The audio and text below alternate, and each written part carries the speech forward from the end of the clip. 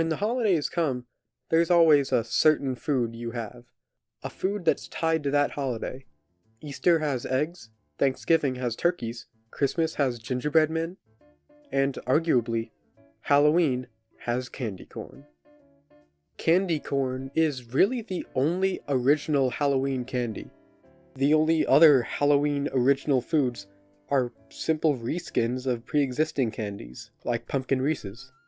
But shockingly, candy corn is pretty controversial. And I know that sounds weird, talking about a literal piece of candy, but it's true. People are divided on whether candy corn is good or bad. And for me, I'm firmly on the side of it being a great candy. And despite what you might think of it, it is objectively a very important part of Halloween. It really is the only original food that could count as the mascot for Halloween. And those other holiday foods all have big stories behind them, such as the Thanksgiving feast that kick-started America as a whole. So that begs the question, what's the origin of candy corn? Where did it come from? And where did it go? And where did it come from, Cotton Eye Joe? So it feels fitting for this Spooptober to see how candy corn started. Candy corn had humble beginnings, starting all the way back in the 1880s. Back in ye olden times, corn was more common as chicken feed rather than an actual meal that people would eat. It makes sense. It's grown on a farm, then feeds the animals on said farm. It wasn't until the Great Depression when people had to start eating corn because they didn't have anything else edible to eat. Before then, it was seen as food for animals, similar to dog food. But humans have some weird attraction towards eating animal food, so taking advantage of that, a Philadelphia company by the name of Wunderle Candy Company created candy corn, or as they called it, chicken feed. It looks like corn, but tastes like sugar, and it's made for humans to eat. A great idea. And it hit shelves in 1888. And it was a massive hit, because it appealed to farmers across the world. Now they could eat something that looks just like what they feed their chickens. It was marketed as a chicken feed that humans could eat. And it worked. But like every successful thing, there would come imitators. Because a decade after it first launched, a new company called the Go-Litz Confectionery Company entered the picture, creating their own candy corn, but rebranding it to the name we all know, candy corn. And they had a much more efficient way of creating the candy. Cause Wunderle was a very small company. Their candy corn was actually made by hand. They hand melted the ingredients, packed them, and you ever notice the 3 sections on a candy corn piece? Well, they had to make them separately and attach them together by hand. But this new company was far more efficient with making it, and that led to them overtaking Wunderle as the main candy corn maker, which they would continue to be for the next century. Go-Litz actually still exists today, now known as Jelly Belly. Their reign in the candy corn market continued, until a new company emerged, which, in just a few years, completely overtook Go-Litz as the candy corn king. And this company is Brock's. There aren't details on exactly how they managed to overtake Jelly Belly, but they managed to. And now, Brock's makes over 7 billion pieces of candy corn each year. That's almost 1 piece of candy corn for every human being on the planet. Per year. That's crazy.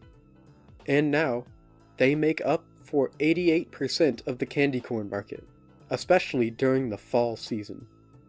A possible reason Brock's got so big over such little time is that they started by marketing their candy corn as a Halloween treat, whereas past companies marketed it as a cheap novelty, not associated with any specific season.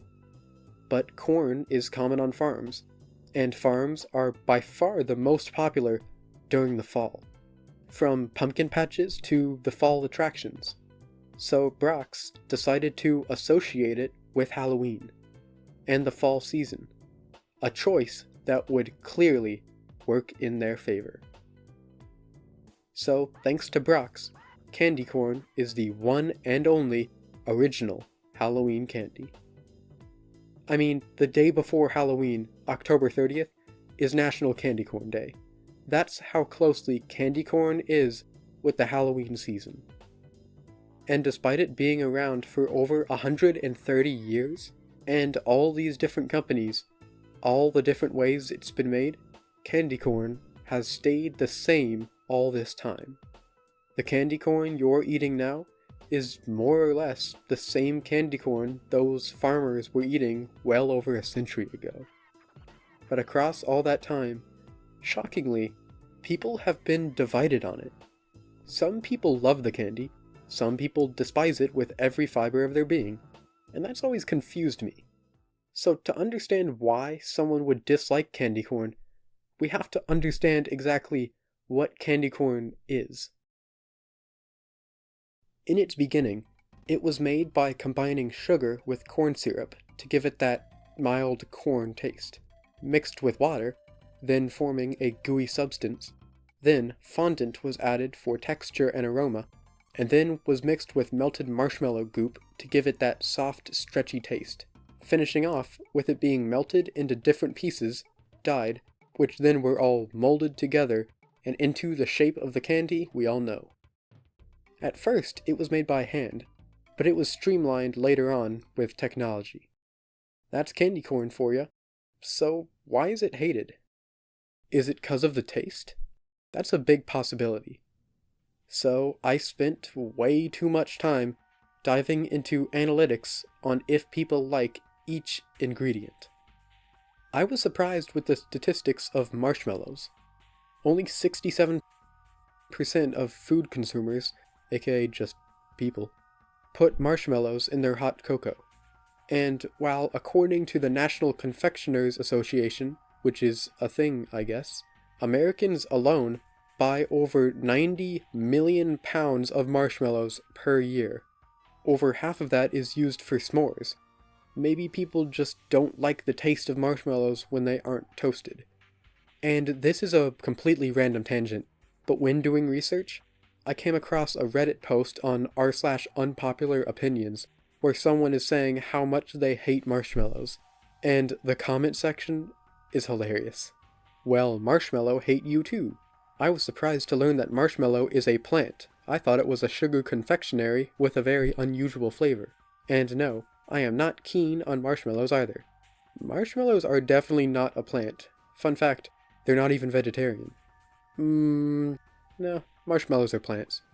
I'm not even sure what to say. They're sugar and gelatin, really. I wholeheartedly agree. Damn, marshmallows in cereal? Sounds fucking great. Pours entire bag of marshmallows into my mouth. How dare you disrespect the holy marshmallow? Take my upvote, you creature. Funniest of all, this other article I found. Coming out of the closet. I don't like marshmallows. But the thing is, marshmallows aren't hated, or at least not as much as candy corn. So maybe it's a different ingredient. It can't be corn syrup, as it's a part of most candies, and honestly most foods. And it obviously can't be sugar. So, what is it? Fondant. My arch nemesis. For those unaware, fondant is a sugary substance used to decorate cakes, similar to frosting. But where they differ is fondant has a much different taste. Frosting already has a strong sugar taste, but fondant is on a whole nother level. And because of how it's made, it's been used in so many different products, ranging from cream cheese to Play-Doh and Elmer's glue. So that's why kids ate glue back then. And it's been found that only 11% of people like fondant. The other 89% range from being lukewarm on it to downright despising it. And the taste of it is so bad and fondant as a whole is so hated that an entire subreddit exists called r/fondant hate. And here's the crazy part. Guess how many people are a part of this subreddit? 500? 1,000? 10,000? No, it has over 250,000 users, making it in the top 1% biggest subreddits on the entire Reddit platform. That is insane. And that might be why so many people despise candy corn, because a main ingredient is fondant. Candy corn actually contains the least sugar in it out of all major Halloween candies, but because fondant is such a main ingredient, it gives it that strong sugary taste. And for people that don't like fondant, they probably won't like candy corn. I think I finally solved the mystery of why candy corn is so hated, and I can finally rest easy. But no matter where you stand on candy corn, we can all agree that caramel sucks, right? Thanks for watching. And also, in a little behind-the-scenes bit, the script for this video was actually written back in 2023, and I even recorded it back then. I just forgot to edit it for the last 2 years. I'm re-recording it now because the audio has a much higher voice that I didn't really want to edit using that audio, but here's a little bit of that original audio for you. When the holidays come, there's always a certain food you have. Starting all the way back in the 1880s. Most of the time, if you eat too much, it kind of tastes gross, but it's a good candy nonetheless. Marshmallows are definitely not a plant. Fun fact, they're not even vegetarian. The other 89% range from being lukewarm on it to downright despising it. We can all agree that caramel sucks, right?